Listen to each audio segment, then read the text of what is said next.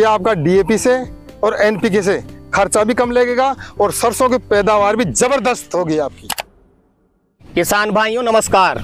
साथियों, अगर आपको भी सरसों से अच्छा उत्पादन लेना है तो सबसे पहले आपको यह जानना पड़ेगा कि सरसों की बुआई के समय हमें कौन कौन सा खाद बेसल डोज अपने खेत में यूज लेना है। क्योंकि किसान भाइयों, सरसों की फसल ऐसी फसल है जिसमें कुछ चुनिंदा फर्टिलाइजर का यूज आपको करना पड़ता है। अगर आप सही फर्टिलाइजर का यूज सरसों बुआई में कर देते हैं तो आपको अच्छा उत्पादन लेने से कोई नहीं रोक सकता। लेकिन किसान भाई क्या गलती करते हैं, जानकारी के अभाव में ऐसे महंगे महंगे फर्टिलाइजर डाल देते हैं। भाई साहब, उनका खर्चा तो बढ़ता ही है, लेकिन जो उत्पादन उनको मिलना चाहिए वो उत्पादन उनको नहीं मिल पाता। तो आज के वीडियो में आपको कंप्लीट जानकारी देने वाले हैं सरसों बुआई के समय आपको कौन कौन सा खाद फर्टिलाइजर यूज में लेना है, जिससे आपका खर्चा भी कम लगे और आगे चल करके आपको उत्पादन भी ज्यादा से ज्यादा मिल सके। साथ ही कई किसान भाई के कमेंट आ रहे थे, सर जी हमें पहले पलेवा करना चाहिए या फिर सरसों को सूखे में बिजाई करनी चाहिए, ज्यादा अच्छा तरीका कौन सा रहता है। तो आज आपको वो तरीका ही बताने वाले हैं। आप सरसों की बुआई के समय पहले पानी चलाएं खेत में या फिर सूखे में बुआई करें।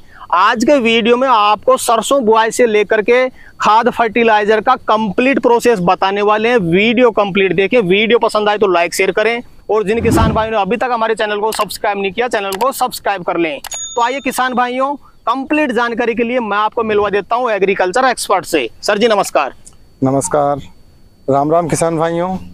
मैं बनवारी जी नाडला, मैं नाडला बाबा कृषि फार्म से बिलोंग करता हूँ। मेरा गांव गढ़वासी है, तहसील कोट खावदा, जिला जयपुर, राजस्थान का रहने वाला हूँ मैं जी। सर जी, सबसे पहले मैं जानना चाहूंगा, कई किसान भाई तो काफी कम खर्चा करके अच्छा उत्पादन ले लेते हैं, लेकिन कई किसान भाई काफी महंगे महंगे खाद डालते हैं, काफी ज्यादा खर्चा करते हैं, उसके बाद भी उत्पादन उनको कम मिल पाता है। इसका क्या रीजन है सर जी? बिल्कुल, ये आपने बहुत सटीक प्रश्न किया है कि कई किसान भाई क्या भर भर के न्यूट्रिएंट्स डाल देते हैं जिनकी कोई आवश्यकता ही नहीं होती है सरसों के अंदर। सरसों के अंदर कुछ चुनिंदा फर्टिलाइजर होते हैं, वही डाले जाते हैं और उन्हीं से उनकी पैदावार ली जाती है। तो हम बताने वाले हैं आगे कि सरसों में कौन कौन से खाद, कौन कौन से उर्वरक आपको चुनिंदा है जो सरसों में लगने चाहिए। आप उनको नहीं डालोगे तो आप चाहे कितना भी महंगा खाद डाल दो, चाहे कितने भी उर्वरक डाल दो, आपका वो जो रिजल्ट मिलने वाला वो मिलेगा ही नहीं। तो किसान भाई, इसमें क्या है कि आपको चुनिंदा कि सरसों की फसल में ही ये चीज डलेगी और वो डलना ही चाहिए, उसी से आपको ज्यादा फायदा मिलेगा। बिल्कुल बिल्कुल। सर जी, ज्यादा खाद डालने से और डोज देने से भी क्या ज्यादा उत्पादन मिल सकता है अपने? नहीं किसान भाइयों, देखो कोई बात, ये तो बिल्कुल सरासर गलत है कि अपन ओवर डोज कर देते हैं, क्योंकि हम जो बताते हैं ना वो फुल डोज बताते हैं। हम ऐसा नहीं कि हम उसमें कोई कमी रखते हैं, हम तो अभी फुल डोज बताते हैं। और उससे भी आप और कर दोगे तो आपकी फसल जल जाएगी, वो तो खराब हो जाएगी आपकी फसल। आप सोचो कि भाई हमारी फसल में अच्छा उत्पादन होगा, हम तो खूब यूरिया दे देंगे, हम तो खूब वो डीएपी दे देंगे, तो उससे क्या आपकी फसल खराब हो जाएगी। और आपकी मिट्टी दोमट मिट्टी है, रेतीली मिट्टी है, तो फिर भी उसको वो एकदम एक्सेप्ट कर लेगी। मगर जब काली मिट्टी हुई तो उसमें तो जो हम बताते हैं उसमें आधी डोज देना होता है आपको। काली मिट्टी हुई तो वो खराब ही हो जाएगी फसल आपकी, सवाल ही नहीं, आपकी फसल ही खराब हो जाएगी, वहीं खराब हो जाएगी। बिल्कुल। तो किसान भाई ओवरडोज नहीं करनी है आपको। बिल्कुल सर। तो सर जी, जो खाद फर्टिलाइजर सेलेक्टेड आप मानते हैं सरसों के लिए, वो तो किसान भाई को अपन बताएंगे, लेकिन उससे पहले मैं जानना चाहूंगा, जब किसान भाई सरसों की बुआई करे तो अपने खेत में कितनी नमी होनी चाहिए? सूखे में बुआई करे या फिर पहले पानी चलाए फिर बाद में बुआई करे? देखो किसान भाइयों, इनका प्रश्न ये है कि सूखे में बुआई करें या पलेवा करके करें, प्रश्न ये है इनका। तो किसान भाइयों देखो, जो सरसों की बुआई होती है ना वो दो प्रकार से की जाती है। एक तो सीडरिंग विधि से की जाती है, उसमें तो ज्यादा नमी की आवश्यकता है ही नहीं, उसमें तो पलेवा करने की जरूरत नहीं है। यदि आपका खेत नीचे से सूखा है, आप मिट्टी हटा के देखो, थोड़ी सी 2 अंगल 3 अंगल नीचे अपने को नमी आना चाहिए, और नमी भी ऐसी आना चाहिए ऊपर तो सूखी रहे, नीचे से लड्डू बन जाए, ऐसे लड्डू बन जाए। तो क्या है, वो नमी रहना चाहिए, लड्डू बनना चाहिए उसमें। तो अपन ऊपर से 3 आंगल मिट्टी सूखी रहे, 4 आंगल सूखी रहे, बाकी नीचे तो अमी रहना चाहिए उसमें फुल, वो तो चल जाएगी आपकी सीडरिंग विधि से। क्योंकि अपन पत्थर लगा के उसको मिट्टी को ऊपर करके गैप करके और गहराई तक अपन उस नमी तक अपन बीज को ले जाते हैं सीडरिंग विधि से। और वो किसान भाइयों देखो, आपकी क्या है कि आप सीडरिंग विधि से भी करो ना तो सरसों के बीज के ऊपर 2 उंगल ही मिट्टी आना चाहिए, और वो भी गीली आना चाहिए बिल्कुल। ऐसा नहीं कि वो सूखी मिट्टी गिर जाए, 2 उंगल गीली मिट्टी रहना चाहिए, तो आपकी सरसों ग्रो हो जाएगी बढ़िया, कोई रोकने वाला नहीं है। अच्छा, तरीका दूसरा भी है कि आपके खेत में सूखी मिट्टी है, आप बिजाई द्वारा कर रहे हो, सक्सेस ही नहीं होगी आपकी। आपको पहले पलेवा करना पड़ेगा उसमें। सूखी मिट्टी है तो पलेवा करना पड़ेगा, और पलेवा करने के बाद में आप उसमें खाद और सरसों दोनों मिला के और छिड़काव विधि से करके उस पर कल्टीवेटर चला दीजिए, आपकी 3 या 4 दिन के अंदर सरसों ग्रो हो जाएगी। बिल्कुल सर जी, आपने 2 तरीके बताए, एक तो सीडरिंग विधि से, दूसरा आप खाद में सरसों मिला करके छिड़काव कर दें। जो किसान भाई सीडरिंग विधि से सरसों की बुआई करें, वो खाद कब डालें और कैसे डालें? देखो किसान भाइयों, ये भी बहुत अच्छा प्रश्न है। सरसों उराई से पहले 5 से 7 दिन पहले आप इसकी उराई कर दीजिए खेत के अंदर।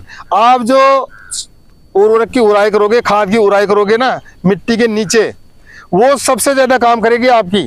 खाद उराई करके पाठा चला दो अपन, फिर उसको 7 दिन छोड़ दो, 5 दिन पहले हो रहे तो 5 दिन छोड़ दो, तो वो क्या गैस पूरे खेत में फैल जाती है और सबसे ज्यादा काम भी वही करती है।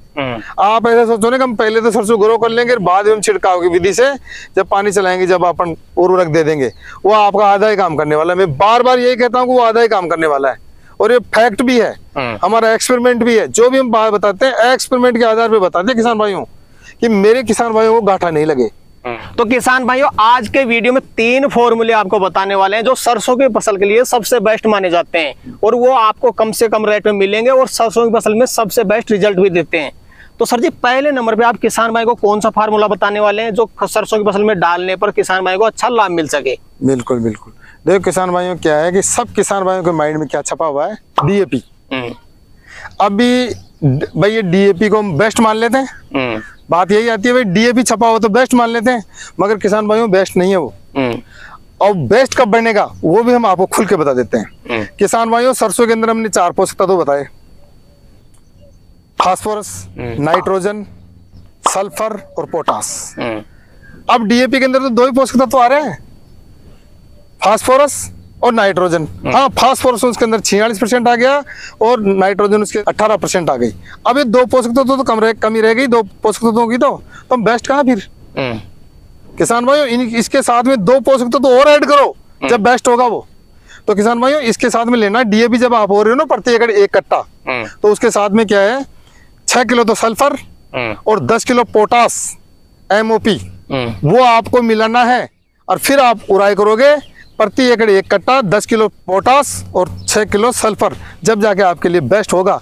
क्योंकि सेलेक्टिव इसमें पोषक तत्व डाले जाएंगे, आप दूसरे पोषक तत्व डालो कोई मतलब नहीं है, मगर ये जो पोषक तत्व डालोगे ये सरसों के लिए बेस्ट है, तेल भी बढ़ाएगा, सब कुछ करेगा, वो आगे बताऊंगा मैं आपको। सर जी, ये हो गया पहला फॉर्मूला। दूसरा फॉर्मूला कौन सा मानते हैं बेस्ट सरसों के लिए जो अच्छा उत्पादन किसान भाई को दे सके? देखो, ये तो बिल्कुल किसान भाई मानते हैं कि साहब डीएपी नहीं मिल रहा तो एनपीके ले लो भाई, एनपीके ले लो, ये भी उसका तोड़ है भाई, एनपीके ले लो। हाँ ठीक है, एनपीके ले लो, मगर किसान भाई वो भी अधूरा है, उसमें भी 1 पोषक तत्व की कमी आ गई, 3 उसके अंदर आ गए तो 1 पोषक तत्व की कमी आ गई।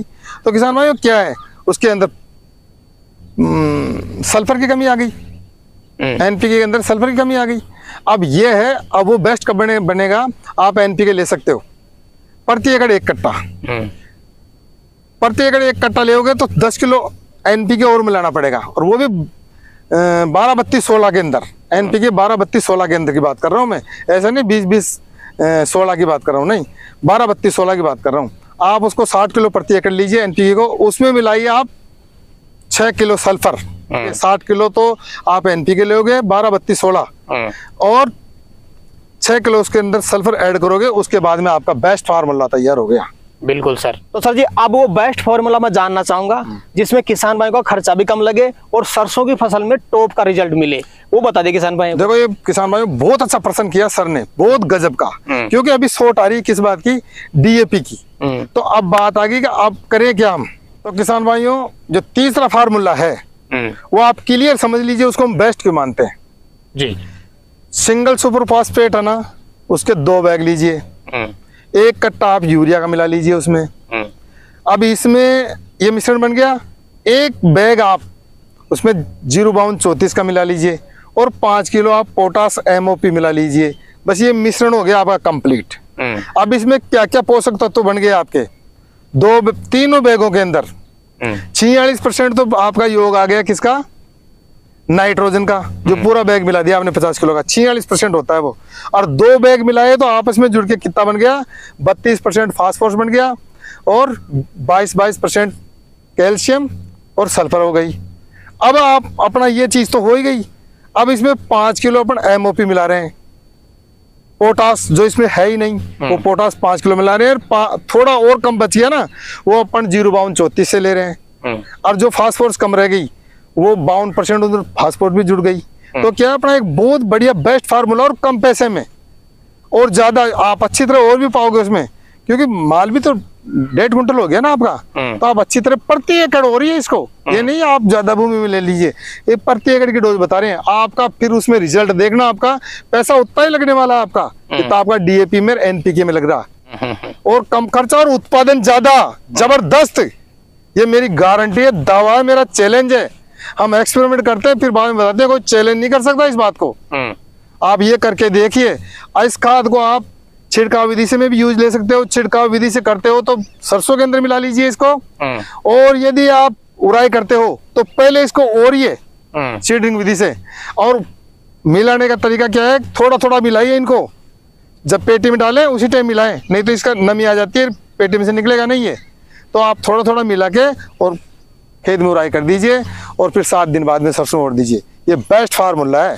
तो सर जी वीडियो के अंत में कोई विशेष चीज आप किसान भाई को बताना चाहें तो बता सकते हैं। हाँ, तो किसान भाइयों मैं चैलेंज के साथ कहता हूँ कि आपका डीएपी से और एनपीके से खर्चा भी कम लगेगा और सरसों की पैदावार भी जबरदस्त होगी आपकी। जिस तरीके से हम बता रहे हैं, जो हम फार्मूला बता रहे हैं, उस तरीके को आप फॉलो करोगे अपने जीवन में तो आपको चमत्कारी लाभ मिलने वाला है, मेरा दावा है। तो सर जी आज आपने किसान भाइयों के लिए समय निकाला और अपना अनुभव अपने किसान भाइयों तक शेयर किया, उसके लिए आपका बहुत बहुत धन्यवाद। तो किसान भाइयों आज जय जवान जय किसान और जय हिंदुस्तान और राम राम राधे राधे भी जी। तो किसान भाइयों जानकारी कैसी लगी हमें कमेंट करके जरूर बताएं। वीडियो पसंद आए वीडियो को लाइक करें, बाकी किसान भाई तो वीडियो को शेयर जरूर करें, और जिन किसान भाई ने अभी तक हमारे चैनल को सब्सक्राइब नहीं किया चैनल को सब्सक्राइब कर लें। तो किसान भाइयों आज के लिए इतना ही, मिलते हैं नए वीडियो में, तब तक के लिए जय जवान जय किसान। जय जवान जय किसान।